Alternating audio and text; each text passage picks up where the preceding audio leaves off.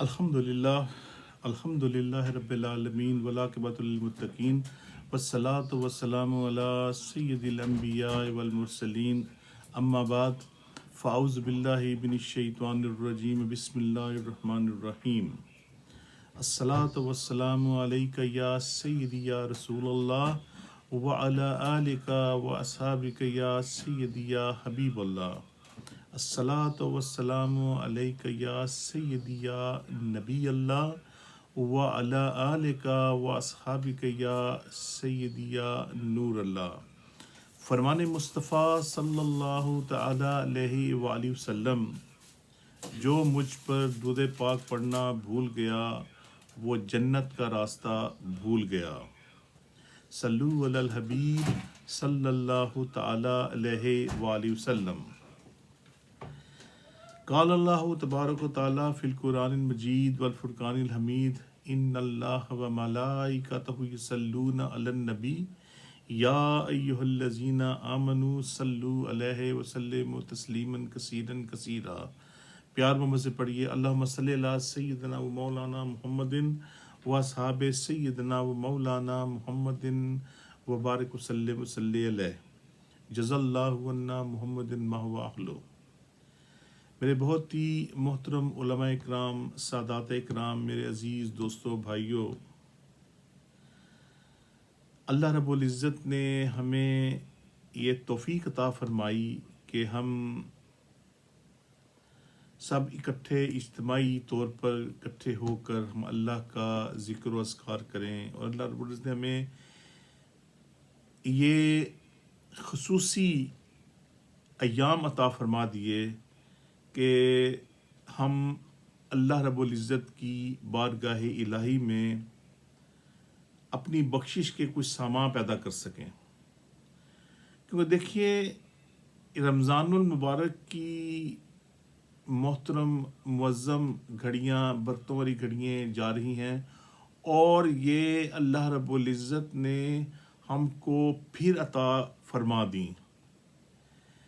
دیکھیے، پچھلے سال بعض دوست احباب ہمارے ساتھ تھے، لیکن اس سال نہیں ہیں۔ اللہ رب العزت ان کی مغفرت فرمائے، اور اللہ رب العزت نے ہم کو یہ توفیق عطا فرمائی کہ یہ مقدس مہینہ اللہ رب العزت نے ہمیں پھر عطا فرما دیا۔ اب نہ جانے اگلے سال، اگلے لمحہ، ایک سیکنڈ میں کیا سے کیا ہو جائے، ہمیں کچھ علم نہیں۔ لہٰذا ہمیں چاہیے کہ ہمیں اپنے دلوں کو صاف رکھنا ہے، غیبت سے دوری رکھنی ہے، اور خصوصی طور پر رمضان المبارک میں اچھے سے اچھے اور نیک سے نیک عمل کیجیے کہ پیارے آقا صلی اللہ تعالی علیہ وسلم کا فرمان ذیشان ہے کہ یہ مہینہ میری امت کا مہینہ ہے، اور میری امت کے مہینے میں میری امت جتنی زیادہ نیکیاں کرے گی، اللہ رب العزت نے اس مہینے میں اپنے نیکیوں کے انبار لگا دیے ہیں اور ان کے درجات بڑھا دیے ہیں۔ جیسا کہ صوفی حارث نے اپنی بیان میں فرمایا کہ اللہ رب العزت اس مہینے میں ایک آپ اچھے عمل کرتے ہیں تو اللہ رب العزت اس کے 70 گنا اضافہ ثواب عطا فرماتا ہے۔ تو کوشش کیجئے کہ آپ اس مہینے میں ان لوگوں کا خیال رکھیے کہ جو غریب ہیں، چاہے وہ اپنی فیملی میں ہیں،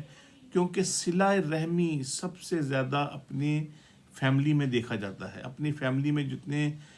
جو رشتہ دار ہیں وہ غریب ہیں، نادر ہیں، ان کی طرف پہلے آپ نظر کرم فرمائیے۔ تو اس کے بعد ایکچولی ایک چیز کا اور بہت خیال رکھیں کہ چیریٹیاں بھی ٹھیک ہیں، اچھی ہیں، بنی ہوئی ہیں، لیکن اس میں بہت زیادہ فڈلنگ ہو رہی ہے۔ آپ کوشش کیجئے کہ آپ ان لوگوں کو، یا اگر آپ نہیں پہنچ سکتے تو ان لوگوں کو دیجئے جن پر آپ مکمل یقین ہے کہ وہ مستحق لوگوں، آپ کے جو انعامات ہیں، آپ کے جو صدقے خیرات ہیں، آپ کے جو تحائف ہیں، وہ صحیح لوگوں تک پہنچ جائیں۔ اللہ رب العزت نے قرآن پاک میں ارشاد فرمایا، یا ایہا الذین آمنوا کتب علیکم الصیام کما کتب علی الذین من قبلکم لعلکم تتقون، اے ایمان والو تم پر روزے فرض کیے ہیں جیسے تم سے پہلے لوگوں پر فرض کیے گئے تھے تاکہ تم پرہیزگار بن جاؤ۔ اس آیہ کریم میں روزوں کی فرضیت کے بارے میں بیان کیا گیا ہے، یعنی اللہ رب العزت ارشاد فرما رہا ہے کتب علیکم الصیام، یعنی تم پر روزے فرض کیے۔ میرے عزیز دوستو، شریعت میں روزہ یہ ہے کہ صبح صادق سے لے کر غروب آفتاب تک روزے کی نیت سے کھانے پینے اور ہم بستری سے بچا جائے۔ حالانکہ آپ کے سامنے حلال چیزیں موجود ہیں، لیکن ہمیں ان چیزوں سے بچنا ہے، کیونکہ اللہ رب العزت نے ہر وہ حلال چیز جو ہمارے لیے جائز ہے لیکن ماہ سیام میں روزے کی حالت میں اس کو ہمارے لیے بند فرما دیا ہے، ایک لحاظ سے ہمارے لیے حرام کر دی گئی ہے کہ ہم وہ نہیں کھا سکتے، کیونکہ اگر ہم کھائیں گے تو ہم بہت شدید عذاب میں گرفتار ہو جائیں گے۔ میرے عزیز دوستو، بھائیو، یہ جو روزہ ہے، یہ روزہ ایک بہت قدیم عبادت ہے۔ یہ روزہ آج کا نہیں ہے کہ آج کے جب سے مسلمان اسلام میں آئے ہیں، اسلام ہوا ہے، نہیں، یہ بہت قدیم عبادت ہے، اور اس لیے آیت مبارکہ میں فرمایا گیا ہے جیسے تم سے پہلے لوگوں پر فرض کیے گئے، یعنی کہ روزہ ہم پر تو فرض ہے، لیکن اس آیہ کریم میں فرما دیا گیا ہے کہ تم سے پہلے لوگوں پر بھی یہ فرض ہے اور یہ ہمیں رکھ رہے ہیں۔ اور فرق صرف اتنا ہے کہ جو روزے پہلے فرض تھے اس میں کچھ شریعت کے کوئی ڈیفرنٹ احکامات تھے اور ہم میں وہ ڈیفرنٹ احکامات ہیں۔ اصل میں روزے حضرت آدم علیہ السلام سے لے کر تمام شریعتوں میں روزے فرض تھے، اور یہ کسی بھی امت میں منع نہیں تھے۔ فرق صرف اتنا ہے کہ پہلے صرف 3 روزے فرض تھے، یعنی ہر ماہ کی چاند کی 13، 14 اور 15 کو رکھے جاتے تھے، اور یہ فقہاء نے، ہمارے محدثین نے، ہمارے مفسرین نے یہ تمام چیزیں پڑھ کر یہ اخذ کیا ہے کہ یہ جو 3 دن ہیں، 13، 14 اور 15، اس میں روزے رکھے جاتے تھے، اور اس طرح پہلی امتوں کے روزوں کے دن اور احکام ہم سے کچھ مختلف ہوتے تھے۔ اور جب حکم الہی آیا تو رمضان کے روزے 10 شعبان تو ہجری میں فرض ہوئے تھے۔ یہاں میں روزے کی مناسبت سے حضرت آدم علیہ السلام کے بارے میں اختصار کے ساتھ تھوڑا عرض کر دوں، کیونکہ وہ بیان بہت تفصیلی ہے، لیکن کیونکہ روزوں کا یہ بیان ہے تو میں صرف روزوں کے بارے میں حضرت آدم علیہ السلام کے بارے میں یہ تھوڑا سا اختصار کے ساتھ بیان کروں گا۔ جب اللہ رب العزت نے حضرت آدم علیہ السلام کو اپنا نائب پیدا فرمایا تو حضرت آدم علیہ السلام جنت میں تھے، اور آپ علیہ السلام بہت ہی خوبصورت تھے، بہت خوبصورت، یعنی آپ سے زیادہ حسین و جمیل کوئی نہیں تھا، اور چاند بھی آپ کے سامنے مانند تھا۔ اللہ رب العزت نے آپ علیہ السلام سے فرمایا کہ آپ جنت جیسے حسین جگہ پر کہیں بھی جا سکتے ہیں، کہیں بھی جا سکتے ہیں، لیکن اس درخت کے پاس نہ جائیں اور اس سے آپ کچھ نہ کھائیں۔ اللہ رب العزت کی یہ حکمتیں وہی بہتر جانتا ہے۔ حضرت آدم علیہ السلام نور سے معطر تھے، روحانیت سے موزن تھے۔ جیسے ہی آپ نے وہ پھل کھایا کسی غلطی کی وجہ سے، کیونکہ اس میں اللہ رب العزت کی کوئی نہ کوئی مصلحت تھی، اور وہ ہے آپ کے سامنے ہے کہ جیسے ہی آپ علیہ السلام نے وہ پھل کھایا اور آپ کی نورانیت ختم ہو گئی، آپ علیہ السلام کی روحانیت بھی جاتی رہی، آپ کے چہرے مبارک کا حسن بھی ماند پڑ گیا، اور پھر آپ پریشان ہوئے۔ آپ علیہ السلام نے، کیونکہ میں نے پہلے عرض کی کہ میں اس کو تھوڑا اختصار کے ساتھ پڑھوں گا، بیان کروں گا، کیونکہ یہ ٹاپک طویل ہے کہ وہ وقت اجازت نہیں دیتا، تو میں صرف چند حروف کے ساتھ اس کو بیان کر کے اس کو میں پایہ تکمیل پہنچاؤں گا، کیونکہ یہ رمضان کے روزوں کے ساتھ یہ منسلک ہے، اس لیے یہ بتانا ضروری ہے۔ ہو سکتا ہے آپ سب کو اس چیز کا علم بھی ہو کہ جب حضرت آدم علیہ السلام نے یہ محسوس فرمایا کہ میری روحانیت، میری نورانیت، میری وہ خوبصورتی تھوڑی دور ہو گئی ہے، تو آپ پریشان ہوئے، تو آپ نے ایک روزہ رکھا، آپ نے کچھ نہیں کھایا، جس کی وجہ سے آپ نے محسوس کیا کہ میرا ایک روزہ رکھنے سے میری نورانیت واپس آئی ہے۔ پھر آپ نے دوسرا روزہ بھی رکھا، اس میں آپ نے یہ محسوس کیا کہ میری روحانیت واپس آ گئی ہے۔ پھر جب آپ نے تیسرا روزہ رکھا تو آپ کا حسن ویسے ہی جیسے پہلے تھا ویسے ہی ہو گیا۔ اور میرے عزیز دوستو بھائیوں، یہ صرف اللہ رب العزت کو ہی اس معاملے میں معلوم ہے کہ یہ کیا سبب تھے، کیا چیزیں تھیں، کیونکہ یہ سب اللہ رب العزت ہی بہتر جانتا ہے۔ اور علماء نے یہ تحقیق کی کہ یہ جو دن تھے یہ 13 اور 14 15 کی تاریخ تھی، جو کہ پیارے آقا صلی اللہ تعالی علیہ وآلہ وسلم بھی ان ایام میں کثرت سے روزے رکھتے تھے۔ اور ان 3 ایام کے بارے میں حضرت نوح علیہ السلام کے بارے میں بھی یہ معلوم ہے کہ حضرت نوح علیہ السلام بھی ان 3 ایام میں روزے رکھتے تھے، کیونکہ ان کے امتی محدود تھے۔ اب یہ علم نہیں کہ میں نے ویسے کسی کتاب میں اتنی تفصیل سے پڑھا نہیں کہ آپ علیہ السلام کے امتیوں نے یہ روزے رکھے یا نہیں، لیکن حضرت آدم علیہ السلام سے یہ ثابت ہے کہ آپ نے ان 3 ایام میں روزے رکھے۔ میں نے پہلے بھی عرض کی کہ پہلی امتوں میں کچھ احکامات ڈیفرنٹ تھے، لیکن آیت کے آخری حصے میں اللہ رب العزت نے اس میں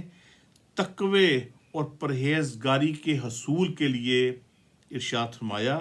کیونکہ روزے میں نفس پر سختی ہوتی ہے اور اپنی خواہشات پر قابو پایا جاتا ہے،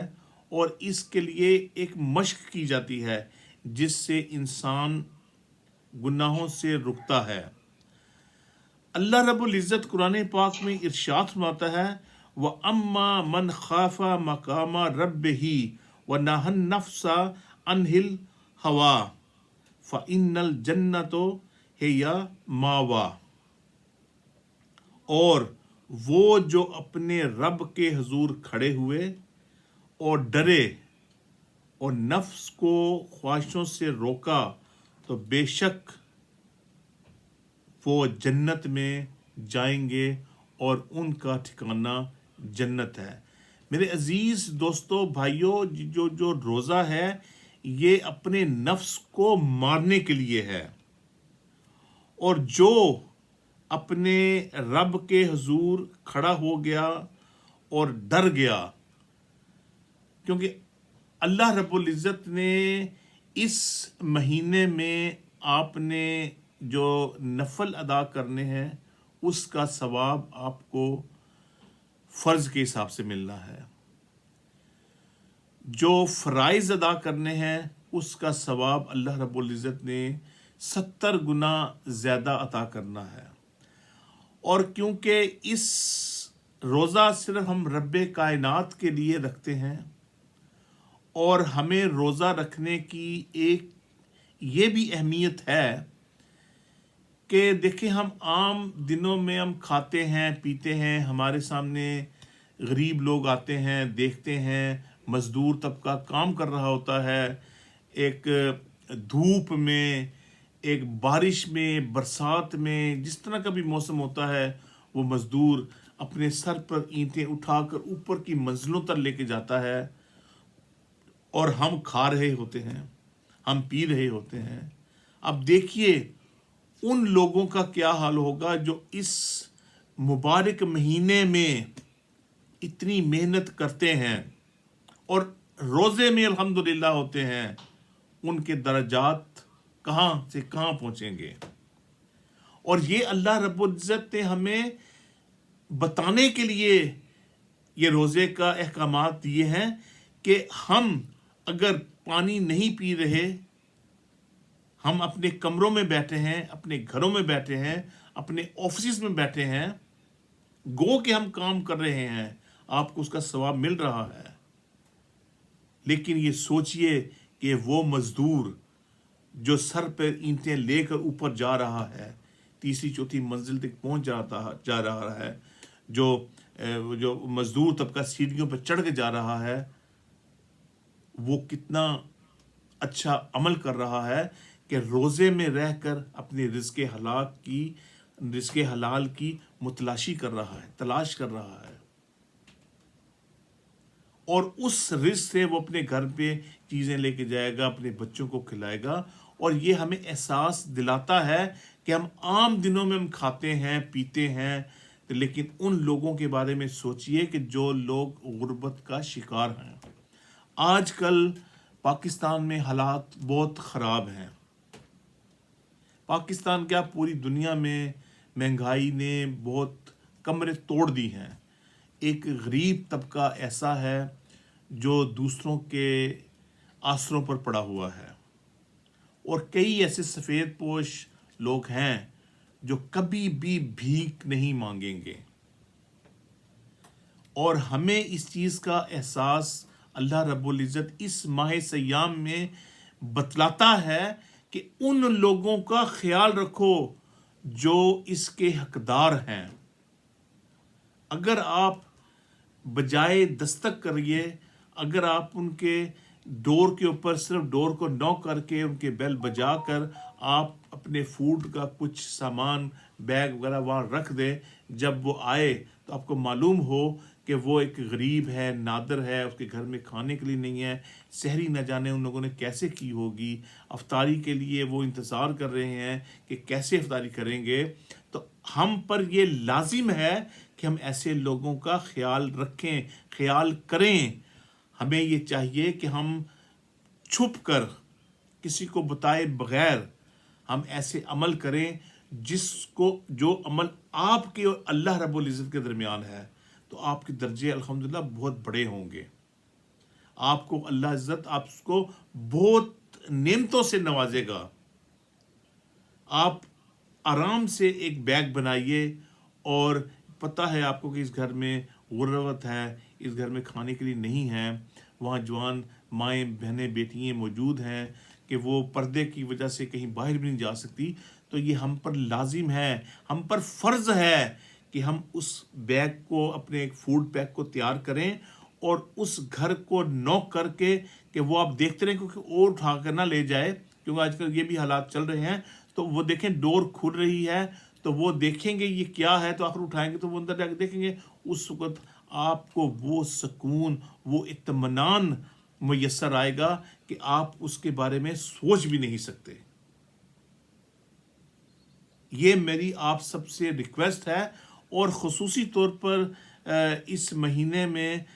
آپ ان لوگوں کو جو بیمار ہیں ان کے لیے دعائیں کیجئے، اور خصوصی طور پر میں ابھی ریکویسٹ دعا کے لیے جب ہوگی تو میں خصوصی طور پر ریکویسٹ کروں گا کہ ہمارے شاکر بھائی ہیں کراچی میں ہیں، وہ بیمار ہیں، اللہ رب العزت ان کو صحت کلی عطا فرمائے، ان کے گھر والوں پر، ان کے بچوں پر ان کا سایہ تا دیر تک قائم دائم رکھے، اور ان کو اس تکلیف سے نجات دلوائے۔ اور پھر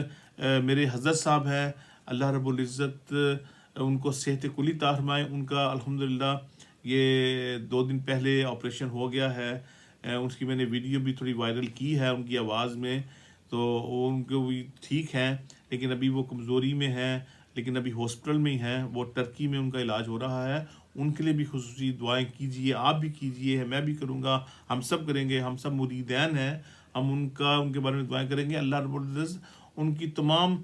جو پریشانیاں ہیں وہ دور کر کے ان کو صحت کلی عطا فرمائے، اور ان کو خیر و عافیت سے اپنے ملک میں، اپنے مریدین میں، اپنے گھروں میں تک پہنچائے، تاکہ وہ دین اسلام کی تبلیغ کا جو کام کر رہے ہیں، جو انہوں نے ہم کو بھی یہ حصہ دیا ہوا ہے اور ہم بھی اس پر عمل پیرا ہے، ان کا سایہ تا دیر تک ہم سب پر قائم دائم رہے۔ اللہ رب العزت میرا جو کہنا ہے وہ اپنی بارگاہ میں قبول و منظور فرمائے۔ اگر میں نے کوئی بشر تقاضے سے کوئی غلطی کر دی، اللہ رب العزت میری معافی عطا فرمائے اور میری خطاؤں کو معاف فرمائے، اور ہم سب کو سن کر عمل کی توفیق عطا فرمائے۔ وآخر دعوانا ان الحمد للہ رب العالمین۔